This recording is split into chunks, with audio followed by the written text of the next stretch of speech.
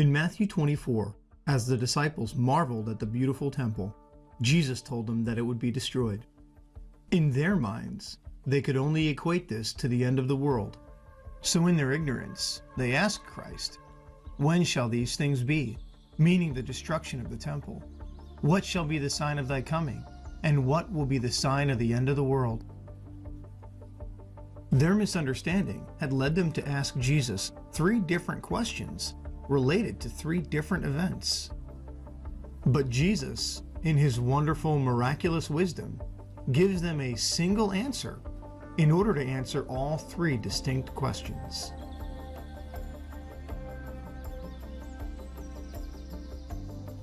Jesus answered his disciples in Matthew 24, verse 6, "And ye shall hear of wars and rumors of wars. See that ye be not troubled, for all these things must come to pass, but the end is not yet." Continuing in verses 7 and 8, "For nation shall rise against nation, and kingdom against kingdom. And there shall be famines and pestilences, earthquakes in diverse places." All these are the beginning of sorrows. Jesus continued with his prophetical summary, "Then shall they deliver you up to be afflicted, and shall kill you, and ye shall be hated of all nations for my name's sake. And then shall many be offended, and shall betray one another, and shall hate one another. And many false prophets shall arise, and deceive many."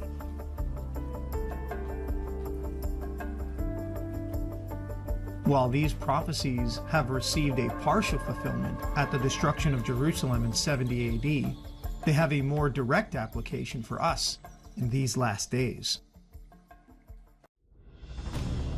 After giving a summary of what was to happen down through the ages, in Matthew 24 verse 15, Jesus begins to give explicit details of future events.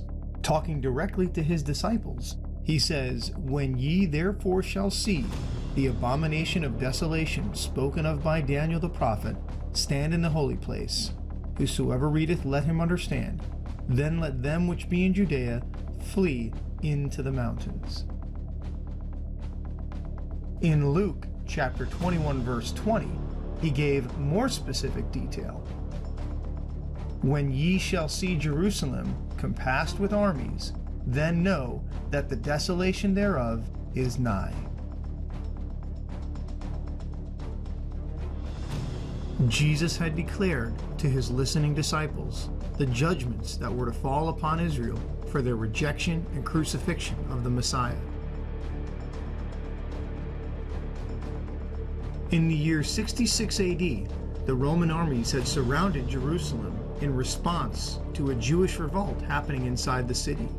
In the process, the Romans had planted their pagan Roman flags outside the city walls, which was considered holy ground to the Jews. This was the sign that Christ had predicted. When the armies retreated in 67 AD, all those who listened to his words were to find safety in fleeing to the mountains. In the year 70 AD, the Roman armies returned and destroyed the city, burning the temple to the ground, fulfilling what Christ had said in Matthew chapter 24, verse 2. Continuing with his prophecy, Jesus gave them further warnings. In Matthew chapter 24, verses 21 and 22, he says, "For then," meaning after the destruction of Jerusalem, "there should be great tribulation, such as was not since the beginning of the world to this time, no, nor ever shall be. And except those days be shortened, should no flesh survive." Looking further into the future, Jesus was giving a picture of what would be the darkest period in Christian history, a time when millions of Christians would be tortured and killed by the church for their faith, a time known as the Dark Ages. Prophecy presents tokens by which men are to know when these times are near. Jesus said, "There shall be signs in the sun, and in the moon, and in the stars, and upon the earth distress of nations with perplexity, the sea and the waves roaring."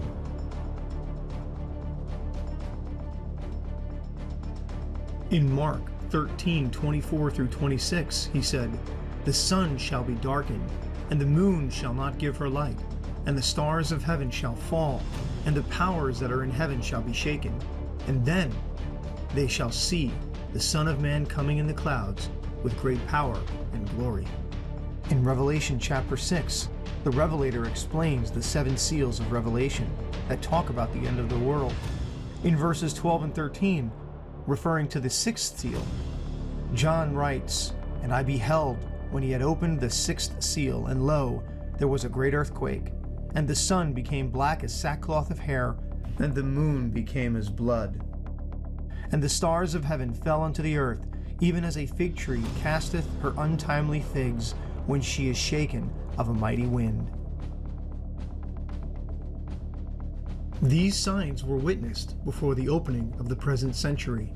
In fulfillment of this prophecy, in the year 1755, there was an 8.5 earthquake, commonly known as the Earthquake of Lisbon, or the Great Lisbon Earthquake. It extended to the greater part of Europe, Africa, and America. It was felt in Greenland, the West Indies, Madeira, Norway, Sweden, Great Britain, and Ireland. It extended more than 4 million square miles. In the course of about 6 minutes, 60,000 people were killed. Some say that there have always been earthquakes, but consider that 25 years later appeared the next sign mentioned in this prophecy: the darkening of the sun and moon. Almost if not altogether alone, as the most mysterious and as yet unexplained phenomenon of its kind, stands the dark day of May in 1780. An unaccountable darkening of the whole visible heavens and atmosphere in New England. The darkness was not due to an eclipse, as evident from the fact that the moon was then nearly full. It was not caused by clouds or the thickness of the atmosphere, for in some localities where the darkness extended, the sky was so clear that the stars could be seen. May 19th of 1780 stands in history as the dark day. The last of these signs was to appear on November 12th in 1833 during the Great Leonid meteor shower. The number at some stations was estimating as high as 200,000 stars an hour between 5 and 6 hours during the meteor shower. It was quoted by an eyewitness: "The sky was as full of stars as it ever is of snowflakes during a storm." Jesus gave us an outline of signs to look for that would show us when his coming was soon. And almost all of the signs that we are looking for to happen in the future have already happened. Jesus said after these signs we would see his coming in the clouds. John wrote that there were only 7 seals to be opened, and we are already at the end of the 6th. He told us in Matthew chapter 24, verse 38, that we would be living in a time of Noah. He told us in Luke chapter 17 that we would be living in a time of Sodom and Gomorrah. Brothers and sisters, we are living in a world that isn't just plagued with COVID, but immorality, drug addiction, murder.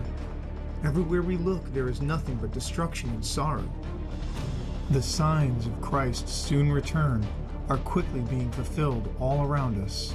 Jesus is coming to put an end to all of it. Please, give your heart to Jesus before it's too late.